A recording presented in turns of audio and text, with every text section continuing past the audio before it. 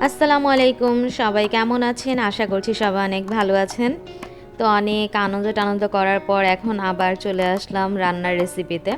তো আজকে আমি এমন একটা রেসিপি ট্রাই করব যেটা কিনা আমি নিজেও কখনো খাইনি। তো এর জন্য আমি এখানে পেঁয়াজ, রসুন, তারপর হচ্ছে চ্যাপা শুটকি আর শুকনো মরিচ নিয়ে নিয়েছি, আর হচ্ছে কিছু লাউ পাতা।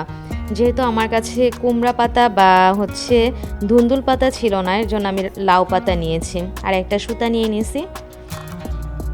তো এখন আমি রসুনগুলোকে একটু থেতড়িয়ে নিচ্ছি ডাল ঘুটনি দিয়ে। এটা হচ্ছে একটা সহজ পদ্ধতি, তাড়াতাড়ি করা যায় এটার মাধ্যমে। এভাবে করে নিলে রসুনগুলোকে, তো দেখেন কি সুন্দরভাবে আর কি রসুন থেকে সব খোসা আলাদা হয়ে গেছে। তো এখন আমি জাস্ট আর কি চাকু দিয়ে একটু রসুনের খোসাটাকে একটু ভালোভাবে ছাড়ায় নিতেছি।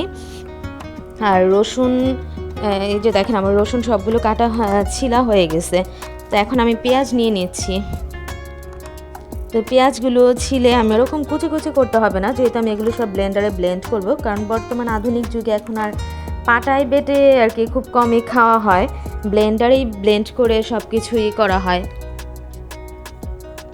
তো আমি আর কি ব্লেন্ডারেই ব্লেন্ড করে নেব। তো এর জন্য যে পেঁয়াজগুলো কেটে জাস্ট 4 টুকরা করে নিচ্ছি। আর এদিকে শুটকিগুলো একটু ভিজায় রাখছিলাম, তো ভালোভাবে শুটকির উপরে যে আঁশ থাকে ওই আঁশগুলো ফেলে ভালোভাবে ধুয়ে একটু ভিজায় রাখছিলাম। তো এখন আবার ভালোভাবে ধুয়ে নিচ্ছি, আর সব রসুন, পেঁয়াজ আর শুকনো মরিচগুলো ভালোভাবে ধুয়ে নিচ্ছি আমি।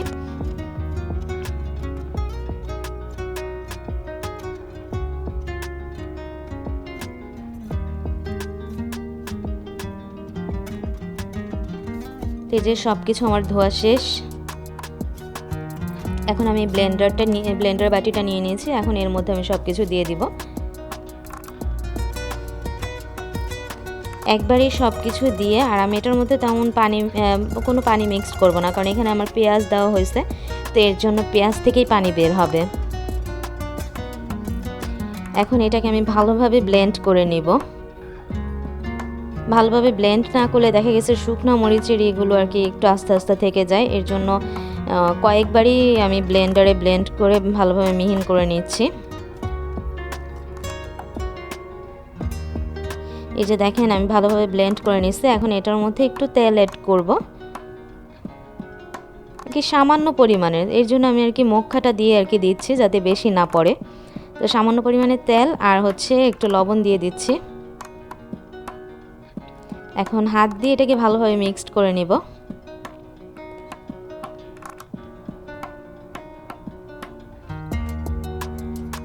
এখন আমি পাতাটা নিয়ে নিচ্ছি। আর দেখা গেছে আমি এখানে ক্যামেরাতে ফ্রন্ট ক্যামেরা দিয়ে ভিডিও করার ক্ষেত্রে আমার মনে হচ্ছে যে আমার বাঁ হাতটা দিয়ে আমি কাজ করতেছি। আসলে এটা অনেকের ভুল ধারণা, আপনারা একটু জাস্ট আর কি এটা করার চেষ্টা করবেন। অনেকেই কথা বলে যে আপু আপনি বাঁ হাত দিয়ে খাচ্ছেন কেন, বা বাঁ হাত দিয়ে আপনি কাজ করেন কেন।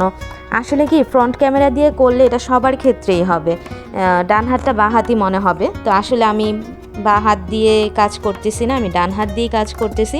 বাট আর কি ফ্রন্ট ক্যামেরা দিয়ে ভিডিও করার কারণে আপনাদের কাছে মনে হচ্ছে যে আমি বাঁ হাত দিয়ে কাজ করতেছি। তা আমি যে সুন্দর করে আর কি লাউ পাতার মধ্যে শুটকিগুলো দিয়ে, পেস্ট করা শুটকিগুলো দিয়ে আর কি সুতা দিয়ে পেঁচায় নিতেছি।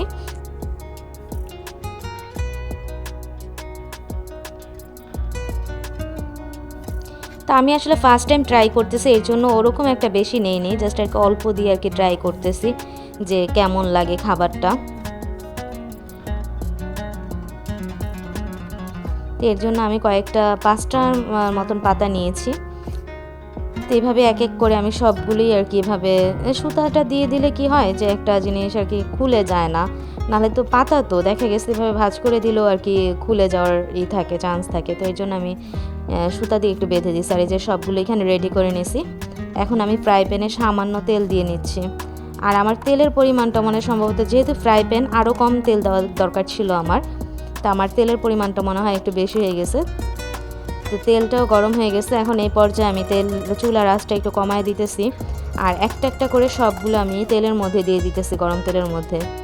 আর এমনভাবে ছিটতেছিল যে আর কি কাছের থেকে দেওয়া যাচ্ছিল না, যার কারণে আমি দূর থেকে দিতেছি। তো এগুলো সবগুলো ফ্রাই প্যানে দিয়ে আমি জাস্ট আর কি প্রথম দিকে একটু হালকা একটু ঢাকনা দিয়ে ঢেকে দিব কিছুক্ষণের জন্য।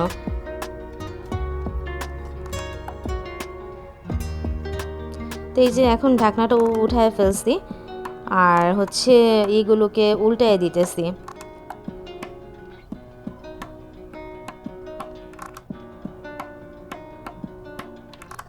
এটা অনেকটা আর কি নরম হয় তো, যার কারণে একটু উল্টাতেও একটু প্রবলেম হয়ে যায়। আর যেহেতু এক হাতে আমার হচ্ছে ক্যামেরা, মোবাইল নেওয়া, আরেক হাত দিয়ে আমি এটা করতেছি। তো এই যে দেখেন এক পিঠ করে আর কি ভেজে নিচ্ছি। কারণ এটা দেখিস উপরের পাতাটাই আর কি ভালোভাবে এপিট ওপিট করে বারবার চেঞ্জ করে ভেজে নিতে হবে। তো এই যে আমার ভাজা শেষ। তো এখন আমি এগুলোকে উঠায় ফেলবো। আমি প্রথমে ভাবছিলাম কি এটা টেস্ট কেমন না কেমন হয়, কিন্তু আসলে আমরা যে বাগার দিয়ে শুটকির ভর্তাটা খাই না, এর চাইতে আর কি মজার ছিল। তো এই যে আমি একটা নিয়ে নিয়েছি। তো আমি সুতাগুলো প্রথমে ছাড়াই নিতেছি।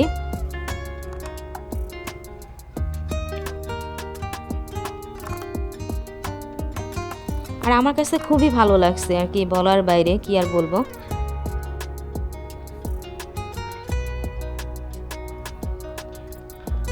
আর আজকে ফার্স্ট টাইম দেখা গেছে আমি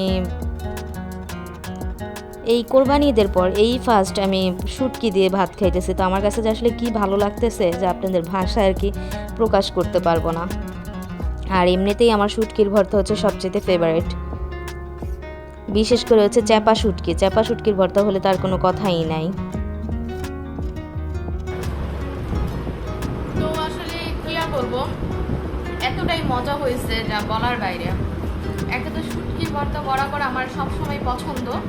শুটকির ভর্তা হলে আর কি আমার আর কিচ্ছু লাগে না, সেটা ভাতের সাথে হোক আর পোলাওয়ের সাথে হোক। আমি আর কি এক প্লেট ভাত এমনিতেই আর কি তৃপ্তি সহকারে খেতে পারি।